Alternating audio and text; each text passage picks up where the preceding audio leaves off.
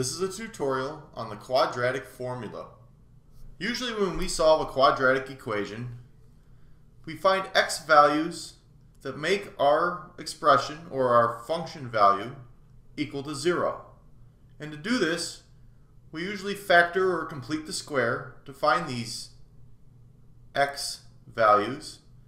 But if we have a quadratic equation that's difficult to factor, we can always use the quadratic formula.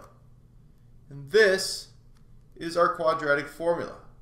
We have x is equal to minus b plus or minus the square root of b squared minus 4ac, and all of that is divided by 2a, where a, b, and c are just the coefficients of our quadratic, linear, and constant terms.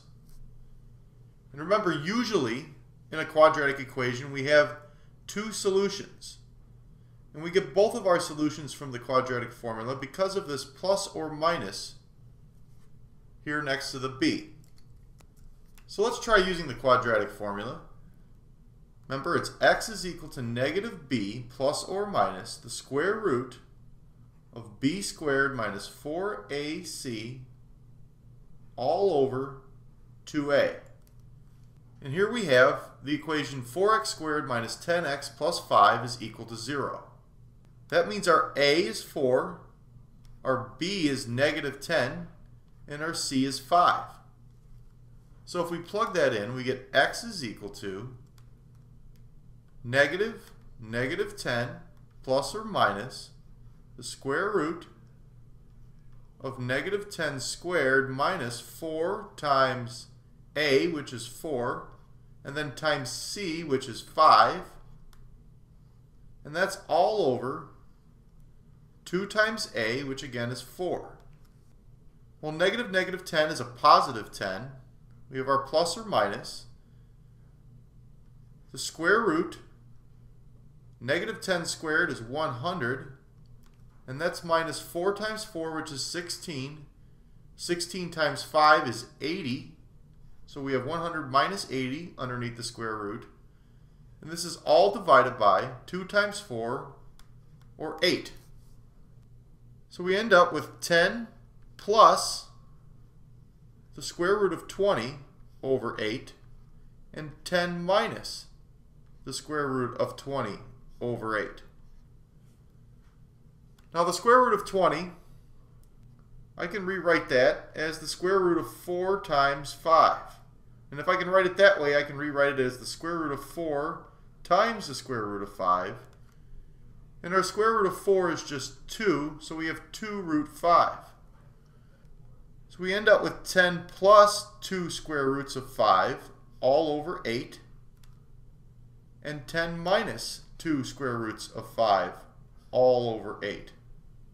Now if I simplify this, I end up with 5/4 plus 1/4 square root of 5, and 5/4 minus 1/4 the square root of 5. And these are our solutions for x. Let's try this again. We have x squared minus 5x plus 12 is equal to 0. That means we have a 1 for a negative 5 for b, and a 12 for c. If we plug that in, we get x is equal to negative 5, because our b is negative 5, plus or minus the square root of negative 5 squared minus 4 times 1, because a is 1, and times 12, because c is 12. And this is all divided by 2 times a, which is just 1. Well, negative 5 is just 5, plus or minus the square root. Now negative 5 squared is 25, and this is minus 4 times 1 is 4, and times 12 is 48.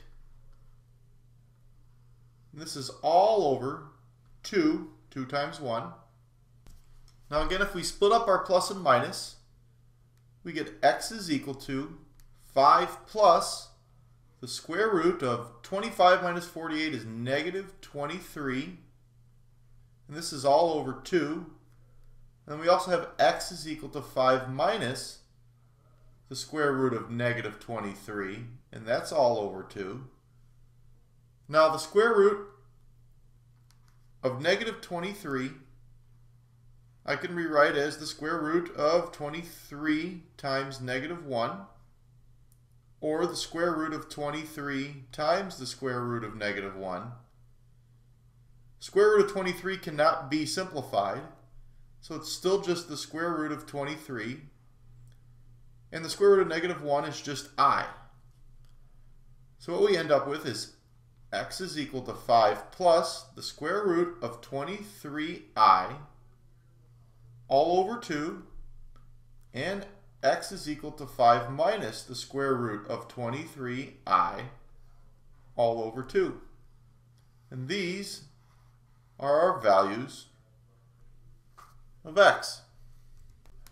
Now the next thing we're going to talk about is the discriminant. The discriminant is just this term underneath the square root in the quadratic formula, this b squared minus 4ac. And the discriminant tells us how many solutions our quadratic equation will have. If I have b squared minus 4ac and that ends up being greater than 0, that means I will have 2 solutions. Notice here we have a graph that has a discriminant of greater than 0. We have 2 x-intercepts, which means we have 2 real solutions. If our discriminant is equal to 0, notice that we have only 1 x-intercept, and it happens at our vertex, and that means we only have 1 real solution. And then if our discriminant is less than 0, that means we have 0 x-intercepts, or 0 real solutions.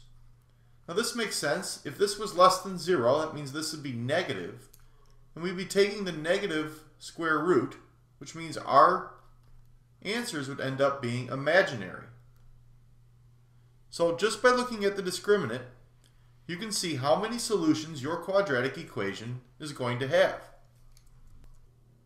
So now let's look and see how many solutions these 2 quadratics have.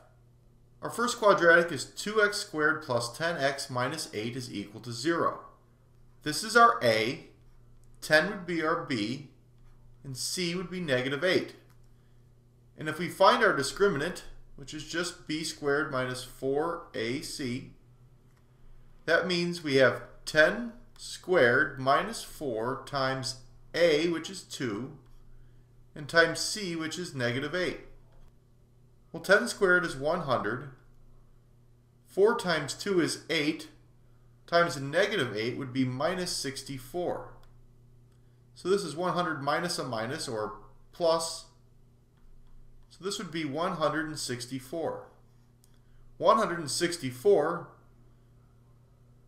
is greater than 0. So that means this quadratic here would have 2 real solutions. Our next quadratic, x squared minus x plus 12 is equal to 0. Well, we have a 1 for A, a negative 1 for B, and our C is 12. So if we plug that in, we end up with negative 1 squared minus 4 times A, which is 1, and C, which is 12. Well, negative 1 squared is 1, and we're subtracting 4 times 1, which is 4, times 12, which is 48. So this is equal to negative 47. Here, this is less than 0. So that means we have 0 real solutions. So that's how you can use the discriminant to figure out how many solutions your quadratic equation has. And that completes the tutorial on the quadratic formula.